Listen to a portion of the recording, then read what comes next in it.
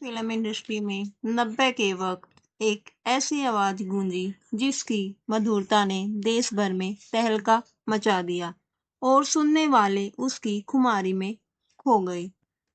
इन्होंने हिंदी फिल्मों और एल्बम्स के लिए इतने शानदार भजन गाए कि इनको भजनों की देवी कहा जाने लगा, क्योंकि इससे पहले किसी भी प्लेबैक सिंगर ने ना ही इतने अच्छे भजन गाए थे और ना ही भजनों में ऐसी जान फूकी थी।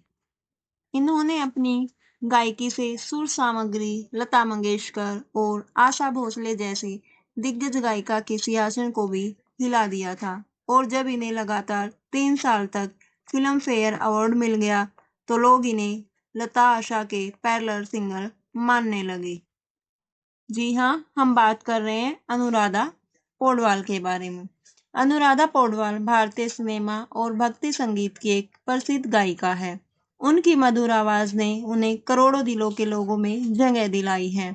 उनकी कहानी संघर्ष, सफलता और विवादों से भरी हुई है। तो आइए हम जानते हैं उनकी पूरी जीवन यात्रा के बारे में। अगर हम उनके पूरे नाम की बात करें तो उनका नाम अलकानंद कर्णी, जो कि शादी के बाद अनुराधा पौडवाल। जन्म 27 अक्टूबर 1952, करवार, उत्तर कन्नड़ जिला, कर्नाटक में। पारिवारिक पृष्ठभूमि कोंकण परिवार। अनुराधा का पालन पोषण मुंबई में हुआ। उनकी शिक्षा दीक्षा यहीं हुई। बचपन में वह पढ़ाई में बहुत अच्छी थी और डॉक्टर बनने का सपना देखती थी। बचपन में जब अनुराधा चौथी कक्षा में थी तब उन्होंने पहली बार लता मंगेशकर को लाइव गाते सुना। यहीं से उनका रुझान संगीत की ओर बढ़ता चला गया। उनके चाचा ने उन्हें भगवत गीता की रिकॉर्डिंग भेंट की, जिसे लता मंगेशकर ने गाया था। अनुराधा इसे बार बार सुनती थी और लता जी को अपना आदर्श मानने लगी। एक बार उन्हें निमोनिया हुआ और उनकी आवाज चली गई। ठीक होने के बाद उनकी आवाज में एक अद्भुत ही बदलाव देखने को आया। संगीत करियर की शुरुआत। अनुराधा की शादी अरुण पौडवाल से हुई, जो कि एस डी बर्मन के सहायक संगीतकार थे। अरुण ने ही अनुराधा को फिल्मों में गाने के लिए प्रेरित किया। पहला गाना 1973 में फिल्म अभिमान का एक संस्कृत श्लोक ओम बिंदु संयुतम, जो कि उन्होंने गाया था। पहला बड़ा ब्रेक 1976 में फिल्म कालीचरण से लिया गया। अगर हम उनकी उपलब्धियों की बात करें तो हीरो 1983 में, जिसमें उन्होंने एक गाना गाया था जैसे तू मेरा जानू है, तो इस गाने ने अनुराधा को बड़ी पहचान दिलाई थी। लक्ष्मीकांत और प्यारेलाल के साथ उनकी जोड़ी काफी सुपर हिट हुई। आशिकी 1990 में। धीरे धीरे से मेरी जिंदगी में आना, आपने शायद ये सॉन्ग सुना होगा। तो ऐसे इन सॉन्ग ने उनका रिकॉर्ड तोड़ दिया। यह एल्बम आज भी सबसे ज्यादा बिकने वाली एल्बम्स में जानी जाती है। भक्ति संगीत में योगदान। 90 के दशक में उन्होंने भक्ति संगीत में एक नई ऊर्जा भरी। शिव तांडव, स्तोत्रम, गणेश वंदना और हनुमान चालीसा जैसे उनके भजन आज भी लोगों के दिलों में बसे हुए हैं। उन्हें लगातार 3 बार सर्वश्रेष्ठ गायिका का फिल्म फेयर अवार्ड मिला। 1990 में आशिकी के लिए, 1991 में दिल है कि मानता नहीं और 1992 में बेटा फिल्म के लिए। अगर हम उनके व्यक्तिगत जीवन की बात करें तो उनकी शादी 17 साल की उम्र में अरुण पौडवाल से हुई। उनके 2 बच्चे थे, आदित्य पौडवाल और कविता पौडवाल। एक बेटा उनका बचपन में ही चल बसा।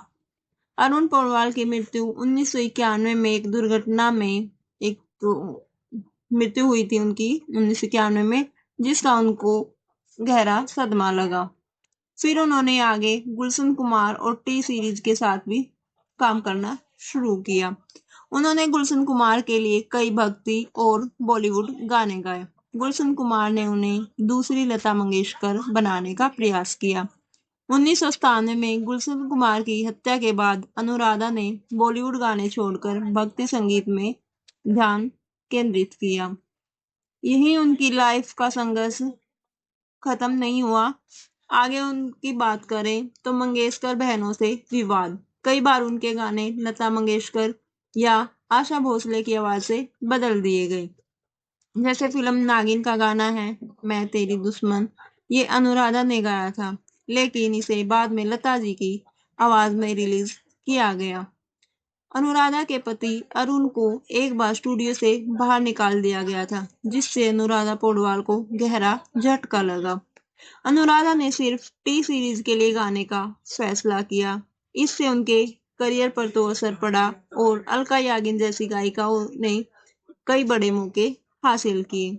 गुलशन कुमार की हत्या और पति की मौत के बाद अनुराधा ने बॉलीवुड से दूरी बना ली।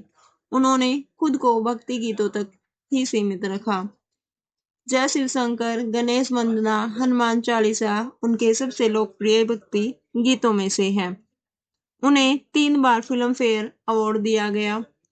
भक्ति संगीत में योगदान के लिए उन्हें राष्ट्रीय पुरस्कार दिया गया और भारतीय संगीत में योगदान के लिए उन्हें पद्म श्री 2017 में दिया गया।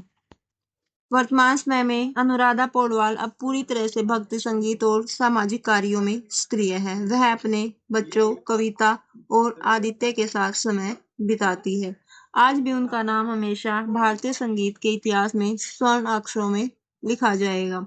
तो आपको ये अनुराधा पौडवाल के बारे में स्टोरी कैसी लगी? अगर आपको ये अच्छी लगी है तो प्लीज कमेंट में अपनी राय जरूर दें और आगे किस टॉपिक पर वीडियो चाहते हैं आप कमेंट में बताएं। अगर वीडियो आपको अच्छी लगी हो तो लाइक करें, चैनल को सब्सक्राइब करें। Thank you.